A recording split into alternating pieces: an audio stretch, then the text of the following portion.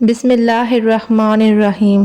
یوں تو سال کے 12 مہینے اور ہر مہینے کے 30 دن اللہ کے پیدا کیے ہوئے ہیں، لیکن اللہ نے پورے سال کے بعض دنوں کو خصوصی فضیلت عطا فرمائی ہے اور ان دنوں میں کچھ خاص کام مقرر فرمائے۔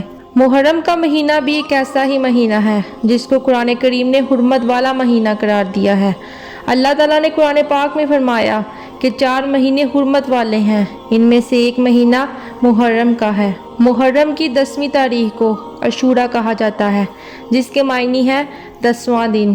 یہ دن اللہ کی خاص رحمت اور برکت کا حامل ہے۔ جب تک رمضان کے روزے فرض نہیں ہوئے تھے، اس وقت عاشوراء کا روزہ رکھنا مسلمانوں پر فرض قرار دیا تھا۔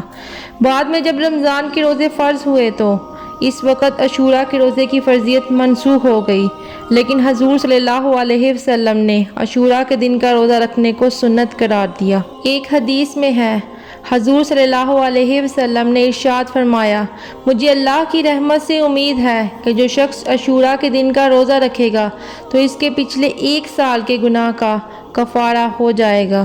لیکن بعض لوگ یہ سمجھتے ہیں کہ عاشوراء کے دن کی اہمیت کی وجہ یہ ہے کہ اس دن نبی کریم صلی اللہ علیہ وسلم کے پیارے نواسے حضرت حسین کی شہادت کا واقعہ پیش آیا۔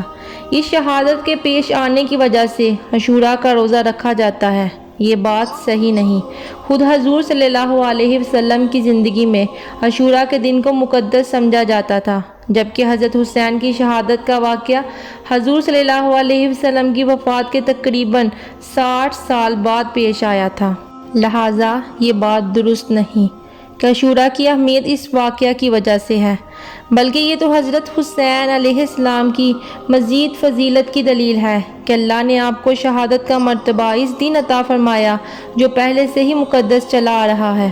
اس دن کے مقدس ہونے کی کیا وجہ ہے، یہ اللہ ہی بہتر جانتے ہیں، لیکن بعض لوگوں میں یہ بات مشہور ہے کہ حضرت آدم دنیا میں اترے تو وہ عاشوراء کا دن تھا۔ حضرت نوح کی کشتی طوفان کے بعد خشکی میں اتری تو وہ بھی عاشوراء کا دن تھا۔ حضرت ابراہیم کو جب آگ میں ڈالا گیا اور آگ اللہ کے حکم سے ٹھنڈی ہو گئی تو وہ بھی عاشوراء کا دن تھا، اور قیامت بھی عاشوراء کے دن واقع ہوگی۔ لیکن کوئی روایات صحیح نہیں جو یہ ثابت کرے کہ یہ واقعات عاشوراء کے دن پیش آئے تھے۔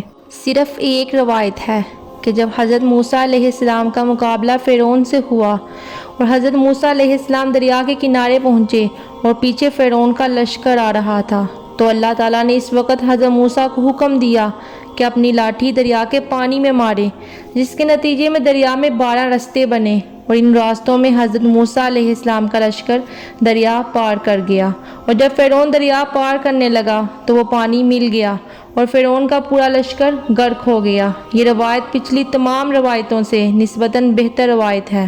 کہا جاتا ہے کہ حضور صلی اللہ علیہ وسلم کے زمانے میں یہود 10 محرم کا روزہ رکھتے تھے۔ روزہ رکھنے کی وجہ حضرت موسیٰ علیہ السلام کو فرعون سے نجات تھی۔ اس دن بنی اسرائیل کو اللہ تعالیٰ نے حضرت موسیٰ علیہ السلام کے ذریعے فرعون سے نجات دی تھی۔